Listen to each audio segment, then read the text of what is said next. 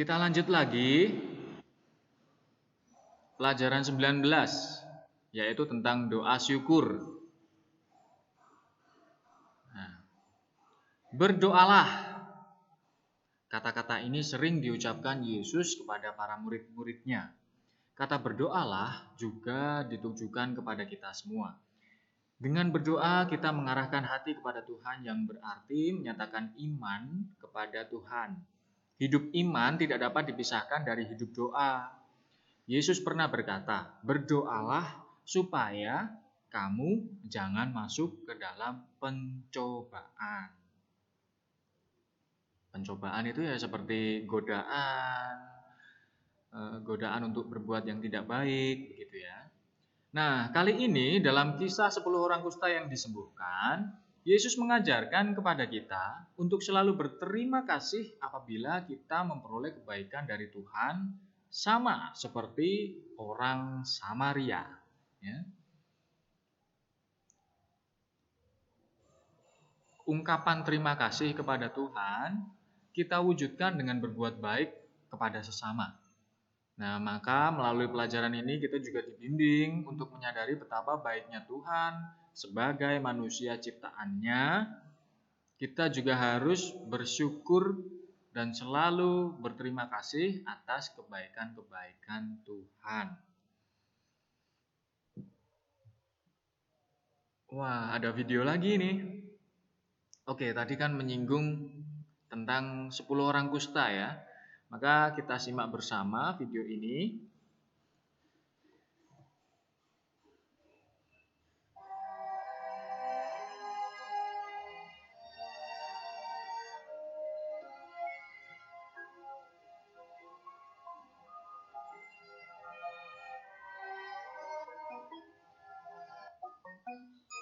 Dalam perjalanannya ke Yerusalem, Yesus menyusur perbatasan Samaria dan Galilea.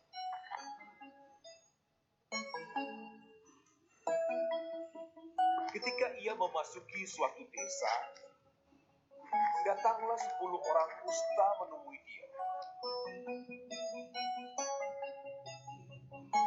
Mereka tinggal berdiri agak jauh dan berteriak, "Yesus, Guru, kasihanilah kami."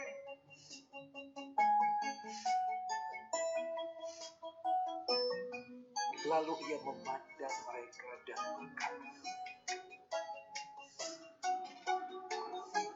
"Pergilah, perlihatkanlah dirimu kepada imam-imam."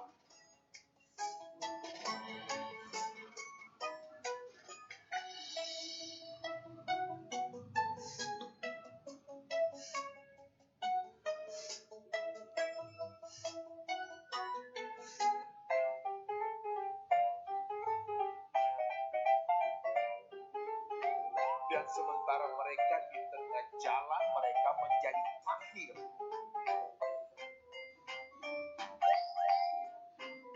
Seorang dari mereka ketika melihat bahwa ia telah sembuh, kembali sambil memuliakan Allah dengan suara nyaring, lalu tersungkur di depan kaki Yesus dan mengucap syukur kepadanya. Orang itu adalah seorang Samaria. Lalu Yesus berkata, "Bukankah ke-10 orang tadi semuanya telah menjadi tahir? Di manakah yang 9 orang itu?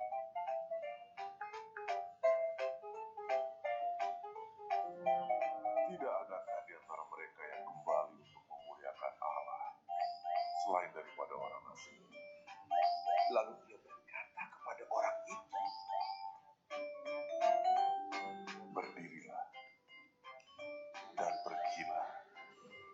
Imanmu telah menyelamatkan engkau."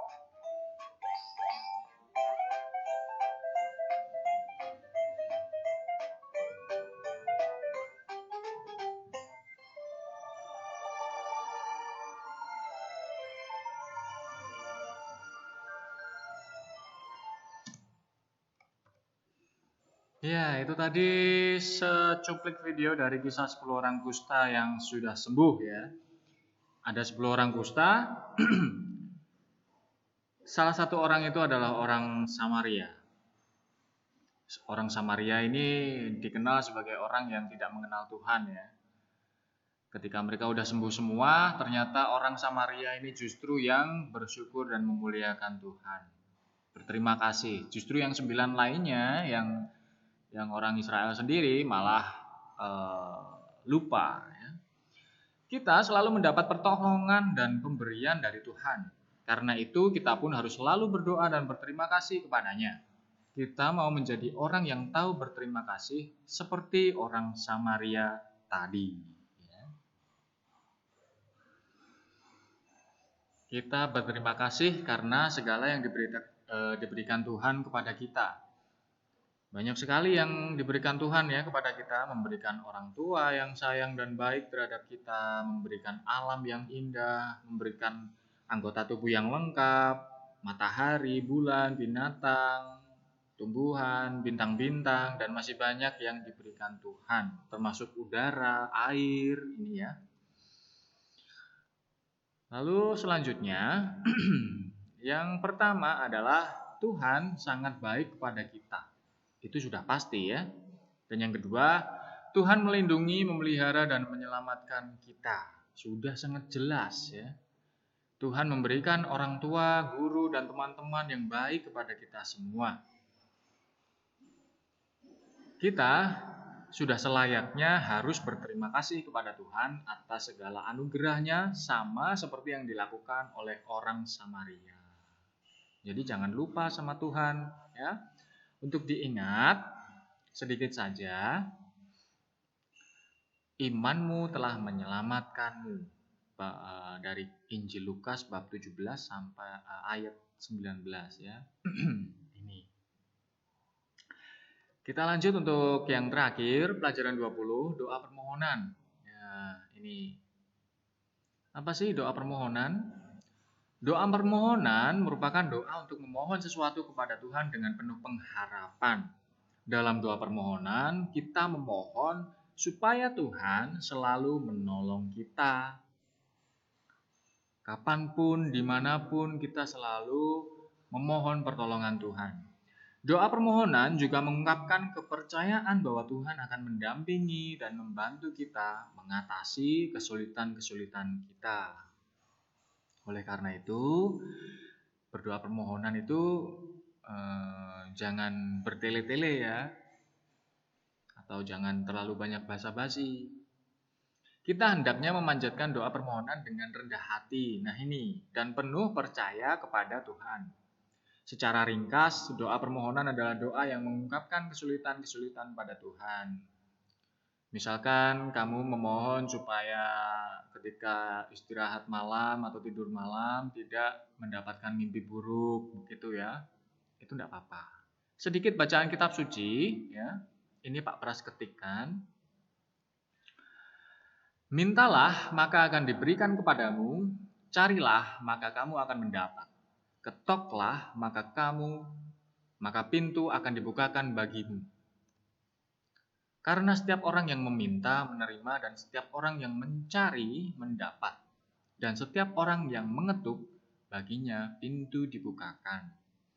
Adakah seorang daripadamu yang memberi batu kepada anaknya jika dia meminta roti? Atau memberi ular jika dia meminta ikan? Jadi, jika kamu yang jahat tahu memberi pemberian yang baik kepada anak-anakmu, apalagi Bapamu yang di sorga, Dia akan memberikan yang baik kepada mereka yang meminta kepada Bapa. Itu dari Injil Matius bab 7 ayat 7 sampai 11 ya. Kalau di LKS kalian halaman 44 ya. Persis sama di situ. Apa sih yang dapat kita pelajari dari ayat kitab suci tadi? Yesus mengajak kita untuk selalu bertekun dalam doa. Jadi kita meminta kepada Tuhan. Sama seperti Injil Matius bab 7 ayat 7 sampai 11. Mintalah maka kamu akan diberi, carilah maka kamu akan mendapat. Ketoklah pintu, maka pintu akan dibukakan bagimu. Karena setiap orang yang meminta itu menerima. Dan setiap orang yang mencari itu mendapatkan. Dan setiap orang yang mengetuk pintu, baginya pintu dibukakan. Ya. Mintalah kepada Bapamu yang apa yang kamu butuhkan. Carilah Bapamu agar mendapat pertolongan yang kamu butuhkan. Ketuklah pintu rumah Bapamu, maka Dia akan membukakan pintu dan memberi kepadamu apa yang kamu butuhkan. Tuhan selalu mengabulkan permohonan orang yang memohon dengan penuh percaya dan harapan. Itu ya. Jadi jangan berdoa permohonan itu cengengesan gitu ya. Minta PS5. Aduh. Ya. Kamu dapat PS5 tapi tiba-tiba kamu jatuh sakit selama 1 bulan, kemudian PS5-mu itu dijual buat tambah biaya berobat. Itu kan sama saja ya kan?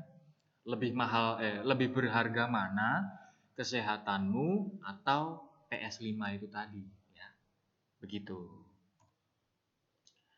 Sedikit peneguhan. Yang pertama adalah Yesus mengajak kita untuk selalu bertekun dalam doa ya. Jadi dari pelajaran 17, 18, 19 sampai pelajaran 20 ini tadi menyangkut bab berdoa ya. Lalu dalam doa permohonan itu adalah doa meminta sesuatu kepada Tuhan dengan penuh kepercayaan dan harapan. Kamu memohon kesehatan itu sudah lebih dari cukup ya. Masalah nanti dapat PS5, anggap saja itu bonus. Kalau nggak dapat ya nggak masalah, kalau dapat ya bersyukur ya. Kita hendaknya memohon sesuatu dengan sikap tulus dan rendah hati. Percaya, penuh pengharapan, tulus ikhlas dan rendah hati.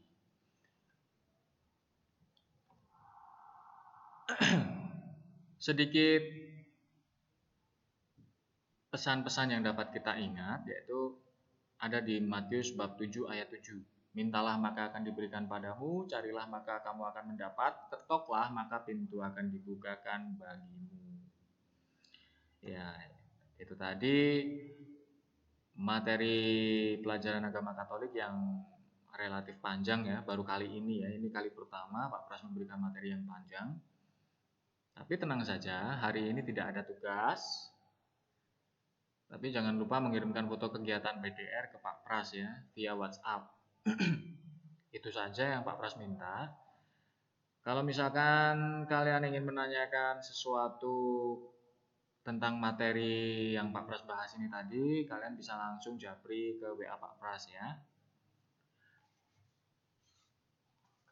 Itu saja yang bisa Pak Pras sampaikan. Apabila ada kurang lebihnya, Pak Pras mohon maaf. Mari kita tutup dengan doa penutup. Kita ambil sikap doa yang baik, ayo. Kita sudah membahas tentang doa. Kita ambil sikap doa yang baik. Sudah? Mari berdoa. Dalam nama Bapa dan Putera dan Roh Kudus. Amin. Bapa yang Maha Kasih, Engkau selalu mengasihi setiap orang yang datang memohon kepadamu. Kami percaya Engkau juga mendengarkan permohonan kami. Amin. Dalam nama Bapa dan Putera dan Roh Kudus. Amin. Pak Pras mengucapkan terima kasih banyak buat kalian semua atas perhatian, dukungan, dan juga Pak Pras doakan supaya kalian tetap semangat, ya, jaga kesehatan, sekali lagi jaga kesehatan, makan yang teratur, ya, itu penting. Jangan terlalu banyak main HP, ya, karena nanti bisa merusak mata kalian. Misalkan kalau main HP ya enggak apa-apa, tapi ya jangan sekaligus langsung 3 jam, 5 jam main HP terus, jangan ya. 1 jam itu pun juga udah capek matanya. Baik, itu saja yang bisa Pak Pras berikan. Apabila ada yang kurang jelas bisa langsung menanyakan kepada Pak Pras. Sekali lagi Pak Pras terima kasih banyak. Semoga kalian sehat selalu. Tuhan memberkati kita semua. Tetap semangat dalam pembelajaran ini ya. Amin. Dadah.